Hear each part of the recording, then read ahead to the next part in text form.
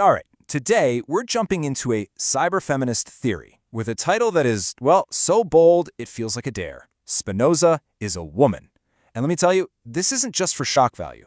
This is a serious argument that tries to reframe not just one philosopher, but maybe the entire history of philosophy itself. The source material just drops this on you, right from the get-go. Spinoza is a woman, and I can prove it. It's a thesis that grabs you by the collar. But, this isn't really a historical claim in the traditional sense. It's the launching point for a much bigger story about hidden histories, about technology, and about gender. So how do you even begin to build a case like this? Well, it all starts by looking at philosophy itself through a very particular lens. So the first piece of the puzzle is this wild idea of philosophy as a crime scene, but not just any crime scene. The source calls it a cyber-feminist crime scene. The victims? They're like ghosts in the machine of history. And the clues? Well, the clues are the digital echoes that might just reveal a long, long hidden truth. And this is the central metaphor, and it is a powerful one. The argument goes like this. The official story of philosophy is basically an analog record, a history written by men about men. And in writing that story, it's systematically erased or written over all these other voices and perspectives, basically treating them like they never even existed. And this quote from the philosopher Luce Irigaray really gets to the why. Why does this crime keep happening? Because the very notion that something labeled as nothing, the feminine, the non-binary, the invisible, could actually have its own reality, well, that's a huge threat to a system built on really clear, rigid, patriarchal lines. So what happens? That nothingness gets erased. But, and this is key, the source argues it never truly disappears. So who's cracking this case? Who's uncovering this so-called crime? According to the text, it's this coalition of the erased, what it calls the conspirators. We're talking about women, gender dissidents, even robots, and multiple monstrosities. These are the groups that are taking that old analog crime scene and basically hacking it, rewriting it into new digital forms, and showing us what was hiding there in plain sight all along. And that brings us right back to our main character, Spinoza. Here, Spinoza is presented not as a man, but as a concept, a force that was radically non-binary, a virological flight path.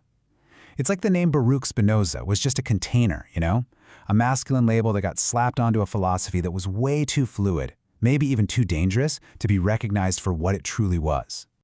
Okay, so to really understand this hidden philosophy, we have to go back in time. We've got to visit the world that created it, 17th century Amsterdam, which is described here as this incredible engine, an engine churning out new ideas, new money, and new forms of mysticism.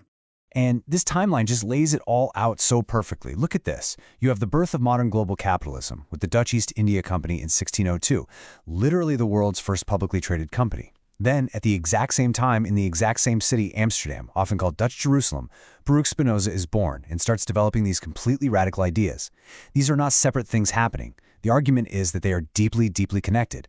So, this brings us to a really crucial concept called techno-capital. What is that? Well, it's not just about money.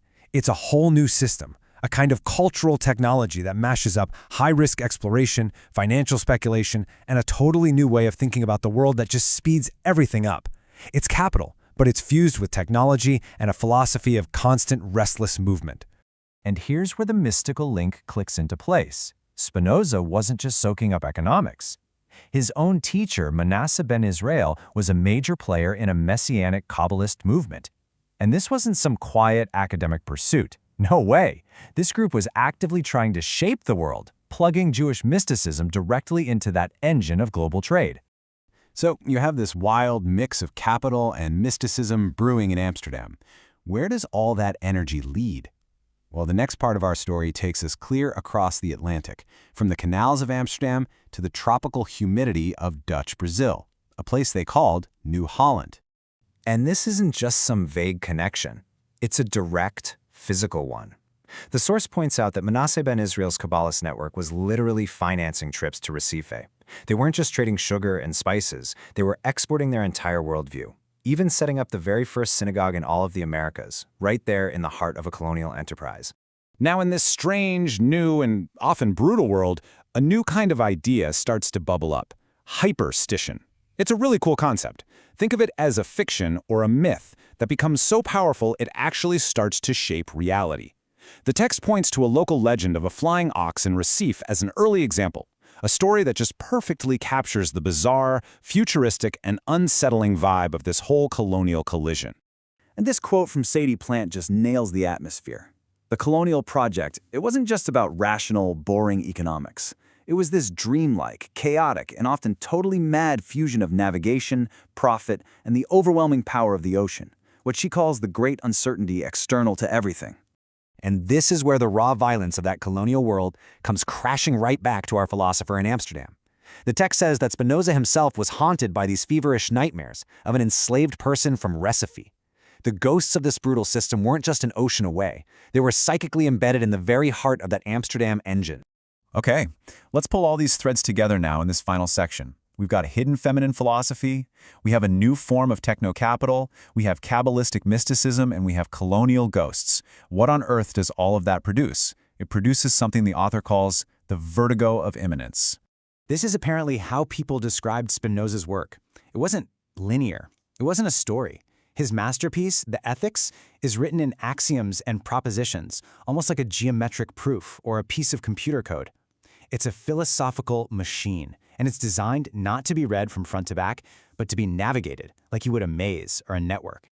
So here it is, the grand synthesis. Spinoza's philosophy, according to this text, is not a product of its time. It's a technology that's arrived from the future. It takes the networked, non-linear logic of Kabbalah and fuses it with the accelerating, world-breaking power of techno-capital. And what does this philosophy feel like? It's a radical, total embrace of immanence, of being right here, right now, in the material world, inside your body. This quote just shouts it from the rooftops. There's no escape hatch. There's no transcendent heaven or higher plane. Everything, God, nature, the mind, the body, it's all part of the same stuff, the same single unfolding process. And this brings us to the final beautiful point. This feeling of immanence is described as a dizzying, feminine vertigo. This is not a calm, stable, patriarchal order. It's a chaotic, creative, overwhelming force. It's like music, or tornadoes, or the wind. And that is Spinoza the woman, a philosophy that embraces the whirlwind of reality instead of trying to run away from it. And that leaves us right here, with a question that takes this 17th century argument and plugs it directly into our digital world today. If God, if reality itself, is like an open source programming language, then the most important question has to be, who are the programmers? Who gets to write the next line of code?